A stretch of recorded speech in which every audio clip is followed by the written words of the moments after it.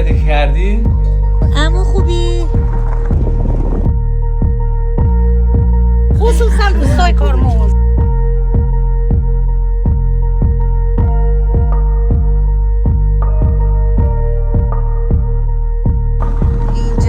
از اینجا باید پیاده شیم بریم پیاده به سمت آبشار.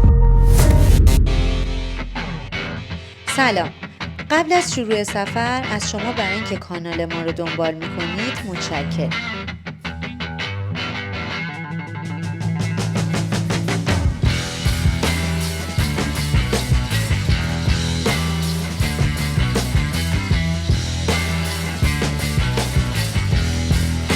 Make a U-turn. In 400 meters, turn right onto Last Road. Continue on Last Road for 8 kilometers. روی ریل راه آهن تهران شمال رد میشیم. اینجا معدن قبل از آلاش. من میخوام بدونم کار کردن تو معدن سخت‌تره یا توی سینما.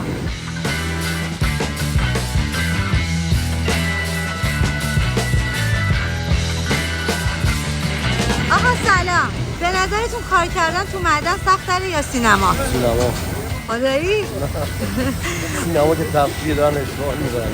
آقا سینما ساعت کاریش میدونی چند ساعته؟ مجبورن که 16 ساعت در روز کار کنن. ببین چه کار سبکی که 16 ساعت تو میتونی کار کنی. شما برید داخل، میتونید 2 ساعت کار کنین. حرف جالبی زدی. آقایون خسته نباشی. خدا قوت. دمتون گرم. وای من اولین بار پامو تو معدن میذارم. یه ذره از سختیاش میگی؟ اگه زحمت بکشی بری تو سینه کار متوجه میشی. نیاز به گفتن نیست. شیفتشون 8 صبح تا 2 بعد از ظهر. 2 بعد از ظهر برن خونه دیگه بخوابن که فردا بتونن 8 صبح بیان. اینو یادگاری دادم به ما. از معدن زغال سنگ اسمش چیه؟ آلاش.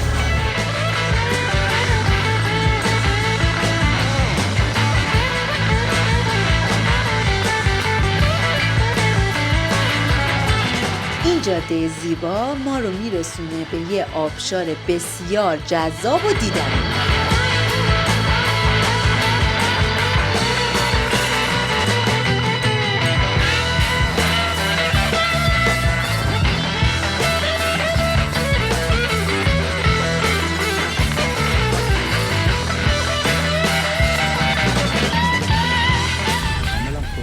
مثلا 2 ساعته میرسیم دیگه. الان 10-12 برسیم اونجا. نه بابا بیشتر طول میکشه؟ آخه راه نمیتونیم بریم. راهش زیاد نیست ولی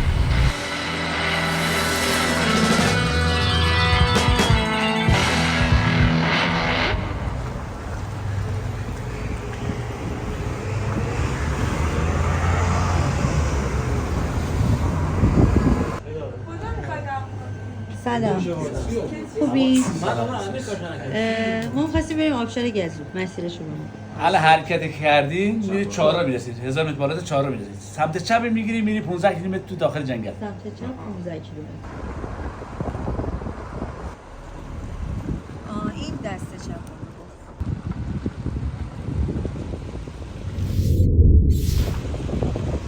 گردن سر برای منظره گزو. خب داریم میریم دوستان. شروع شد مسیر اصلی آبشار.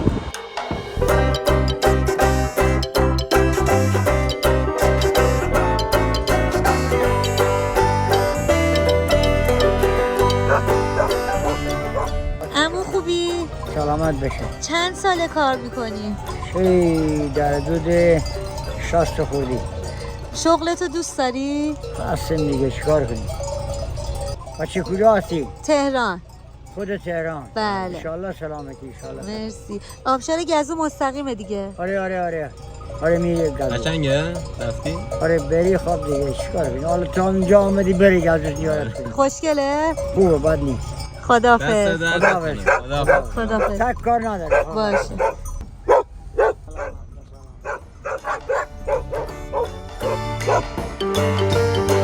الان ما اون طرف بودیم اونجا ببینید.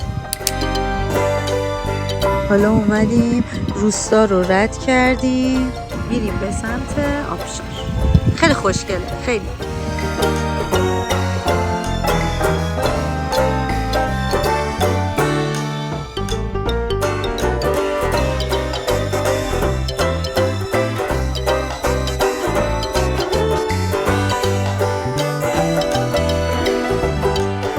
به این بک‌گراند ویندوزه، چه چمنای خوش رنگی.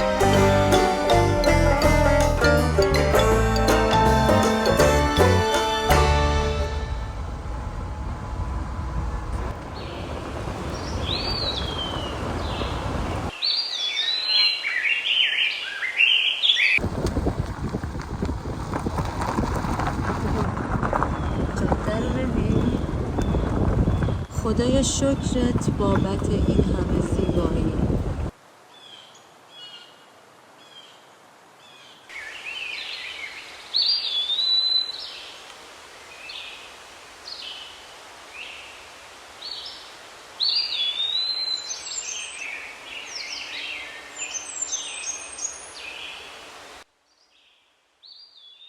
سلام. سلام. خوبی؟ اسمتون چیه؟ شاه دختر. وای چه زیبا شما. این اعظم راتی. بهزاد فتی. جنگل کرموزده. آره. میخوام بریم شمشیرین از گل بکنیم. باقل روستایا کنس بکنیم. آقا مردم مازندران خیلی با معرفتن. خصوصا روستای کرموز. خصوصا روستای کرموز. دم شما گرم. خداحافظ. خداحافظ. گپ و گفت و معاشرت با مردم هر منطقه خیلی برای ما لذت بخشه، چون هم باعث میشه اون منطقه و محل رو بیشتر بشناسیم، هم با فرهنگ اون مردم آشنا بشیم.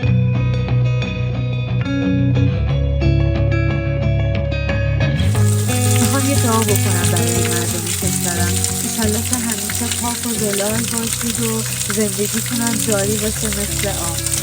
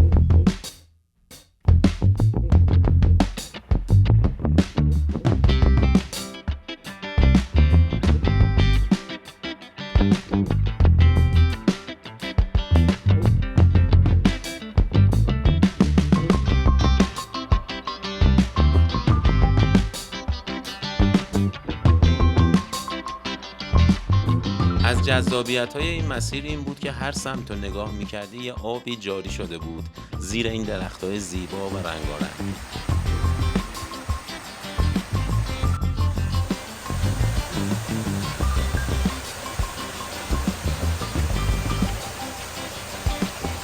همطور که دیدید اینجا پر بود از آبشارهای کوچک و کوچکتر که ما میریم سر بزنیم به بزرگترین آبشار این منطقه.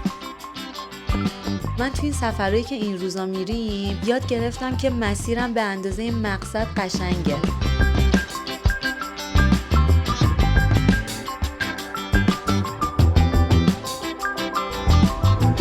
ببینید تو چه ارتفاعی هست.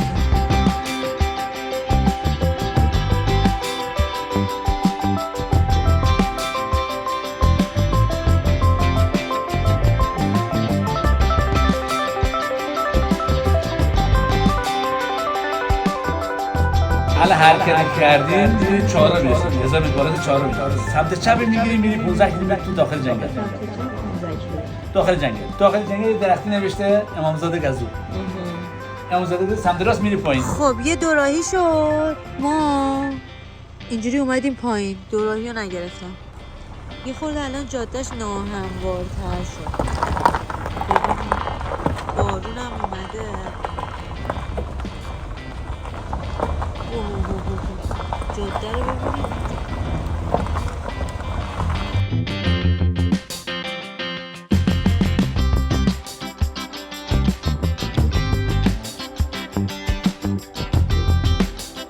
3 کیلومتر میره پایین با دوباره یه صندوق هم هست، صندوق صداقات چی مال امامزاده هست نوشته امامزاده گزور بعد آبشار. اونجا دوباره میرم به سمت بالاست، بازم به سمت بالا سمت راست میریم. رسیدیم به دوراهی که باید بپیچیم سمت راست.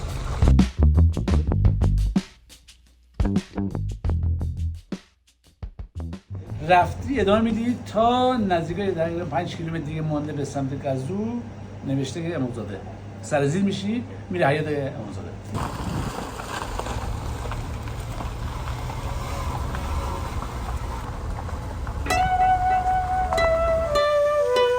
بعد اصلا ببینید شما این چندمیشه. من خیلی هم ضبط نکردم بزرگاشو بیشتر. چند تا بود؟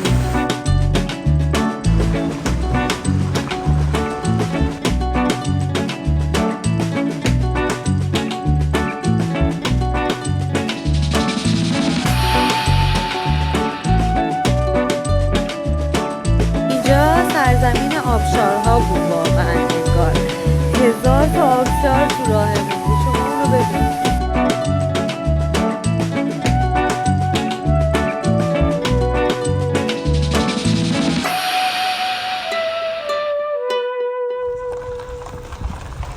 حالا برو. هوا عالی عالی، یعنی اصلا نور رو ببین، رنگ رو ببین. ما رسیدیم بعد از 3 ساعت رانندگی تو جاده خاکی. اینجا از اینجا باید پیاده شیم بریم پیاده به سمت آبشار. اینم امامزاده گزور 3 بزرگوار. خب تو قسمت بعد همراه ما باشین تا برسیم به این آبشار زیبا.